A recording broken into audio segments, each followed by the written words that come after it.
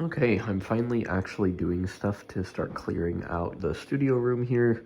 The nightstand that I had here is gone, and I'm starting to move things, so we're in progress there. But that's not what we're here for. We're going to check out plants, and to kick you off, this table, which housed everything for, I believe, the winter update and possibly the fall one as well, is almost empty. We're down to a couple of things. My dinosaur plant is here unwatered at the minute. My wife got that for me a couple years ago. We have a Christmas cactus that I don't know if it's going to survive a second year, but it's survived for a year and a half despite dying back pretty significantly this winter. So we'll see. I was gifted this, and I don't know how to take care of them very well, so doing my best.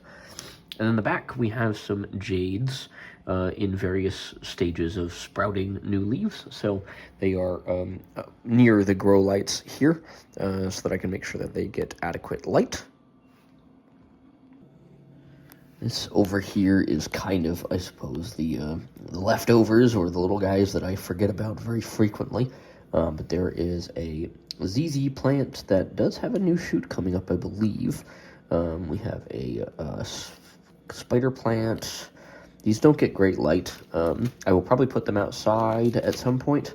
But for now, this is easy for me to bottom water, and I'm trying to get rid of the water supply that I have up here in preparation for the studio. So that actually is all of the indoor plants. I just put everything outside. The earliest or the most recent being this morning, but everything else earlier this week, end of May. And that's where everything is going to hang out for the summer. So let's go outside and take a look. I actually lied. I forgot that I had put some of these up on a window ledge near my front door. And these are a ZZ. I believe this is a regular ZZ, but it might be a Raven. It's a little pathetic looking. One leaf is broken and one leaf is whole, and there's one stalk right now. So I'm trying to see if we can convince him to grow. He's been relatively happy, so that's good. And then this is actually my wife's. I just take care of it for her. It's a Chinese money tree, or I think that's Patura aquatica, if I'm remembering my plant names correctly. It's got a bit of a trunk going, and there was a baby, a little pup off the side right here, but I'm not sure if he's going to make it because I transplanted. Probably should have waited, to be honest. I just refreshed the soil on several of my plants, and so I'm not sure if he's going to survive the process. And then way over here we have my jade tree. This is eventually one day, like 10 years from now, going to be a big tree. He's growing relatively well. He likes this window a lot more than he liked the grow light situation, and there's a spot where I defoliated and cut down a branch in hopes that we can get a branch going, and so we might even have 3 branches on this tree come the summer update. So now we'll go outside for real. First addition to outside, there is going to be some background kind of noise. This is the good kind of background noise. We finally got some wind chimes. I actually walk to and from work, and as kind of an accessibility thing, I wanted to have some wind chimes that, at least in theory, were kind of recognizable and maybe something a little different. And so these actually were made by a company that likes to try to preserve the culture of Tibet, and so it's like a Tibetan scale.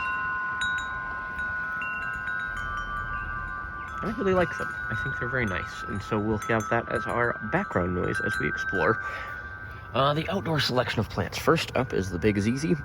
He lived in the room in some indirect light and did really, really well this winter. I haven't really done much to, preserve him, so he's been pretty content. He moved over in an east-facing window for about 6 weeks, and is now coming outside for this summer. So that's the big ZZ. And then as we make our way around, I got a new watering can. It's just a big blue. Looks like one that your grandma would have in a shed or something, but I like it. It holds more water than the other ones, and because I have more plants outside, I'm definitely going to need to be able to take more water to and from. So here we have the ZZ Raven.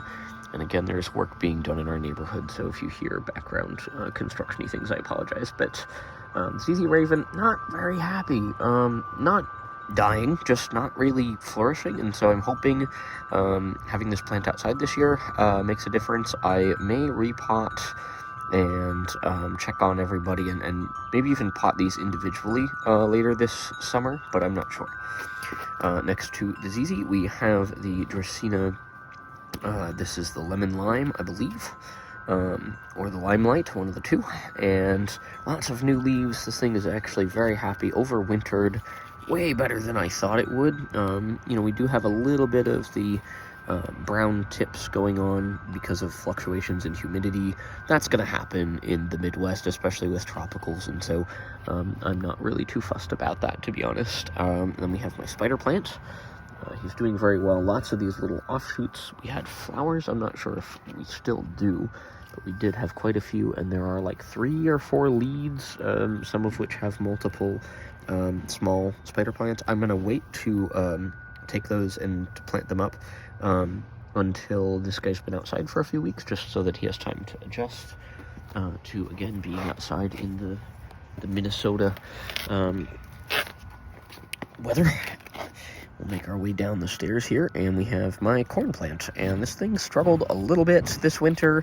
Again, that fluctuation in humidity kind of did mess with him for a little while, but we've got quite a few, if I can get underneath here, quite a few new leaves on the corn plant on both stalks, and so I'm excited about that. Took a few leaves off, and so both branches have gotten just slightly taller. We'll stick with the Dracaena theme, and this is a Janet Craig that I'm growing in what they call cane form, so I am taking leaves off, and actually, there's one I can feel right here that just needs to probably go. Maybe not, well, yep. So here's one that got a little crispy, that's just fine. He's going to adjust to being out here. He'll need water on the next couple of days. He's struggling a little bit this year, and I'm not entirely sure why. But I'm hoping he'll be able to turn it around outside and do well this year. And then we have one that finally really started kicking off, I would say from the fall, summer of last year to the present, and this is the ponytail palm. This was growing in a very, very shallow depth in this, which is an 8-inch pot. And I was a little nervous because I've heard that they can be really finicky with being repotted. But I refreshed soil. I don't even know if you can really see in here, but I filled up the entire thing with new soil and repotted him. And he seems to be rooting fairly well. I can, wiggle him just a little, but he seems to be taking hold decently in this pot, so I think as long as you don't disturb the roots dramatically, you're probably okay repotting ponytail palms, or at least that's what I'm realizing at the moment. So, on we go, and on we go to the little area over here where I have a couple of things. The first one, I'm actually going to skip the Dracaena. Janet, or the Marginata. This guy is a little rough at the moment. He's just adjusting. I brought him out just a little bit too early. This is another form of Dracaena corn plant. We have lots of brown and yellow leaves because there was a lot of temperature fluctuation at night, and it got a little cold. So we did get a little bit of cold damage. I'm not pulling these leaves until we get, again, a few more weeks, and the new leaves that are growing up top are fairly healthy, so I'm content with that. And then we have what I have to call my main tree, and that's a Dracaena marginata. I originally bought this thing for $6, and the fact that it has survived now for a couple of years, grown significantly taller, overwintered, right up there with the Dracaena Lemon Lime is like the best overwintering that I had, and could use probably a refresh on soil, but I will wait till late summer to do that because I don't want to disturb it. I will fertilize readily in the next few weeks, and he also kind of got a little bit of a refresh with soil, but not much. And so, yeah, that is the plant collection. I did lose a couple things here and there. What they are, I couldn't tell you because I've been trying to get everything, going well. But yeah, that's where we're at. Thanks for checking this out. And if you have any questions about specific plants, I'd be happy to answer them the best I can.